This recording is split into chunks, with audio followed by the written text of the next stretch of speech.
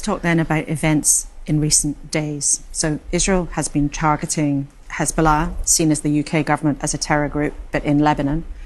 But 1 million people have now been displaced. Civilians are losing their lives. Health facilities have been hit. Why is it that Israel believes that the loss of civilian life is worth it? I think we need some context here. Israel had no interest in any of those wars. We never wanted the war with Lebanon. We were in a situation that at the 8th of October, Hezbollah made a strategic decision to join Hamas as part of the ring of fire that Iran wanted to surround Israel through its proxies, and fired non-stop on Israeli civilians. We want peace and quiet. We want 60,000 people being displaced from the northern cities that turn into ghost towns to return to their homes. And wait a second.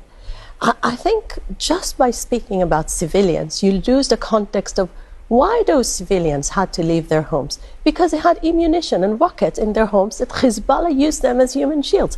So you need to remember this is Hezbollah's fault that the south of Lebanon, by sitting on our border, not in compliance with 1701 UN resolution. So we're talking about UN resolution from 2006, full implementation of that. Hezbollah should be beyond the Litani River, not on our doorstep.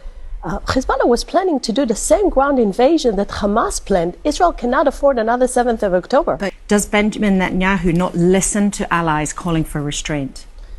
We're listening to all our allies. We appreciate very much Britain's support. Ignoring them? Wait a second. We appreciate very much Britain's support. Britain is a great ally of Israel.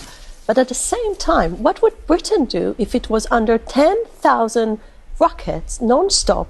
Can you imagine Liverpool and Manchester being abandoned for a year? I cannot imagine even 10 minutes that your prime minister would have allowed a rocket attack on your northern cities, people being evacuated, losing their homes, having no horizon to come back home. The Israeli government is doing the very basic thing that every government should do, to promise the people to live peacefully and safely in their homes.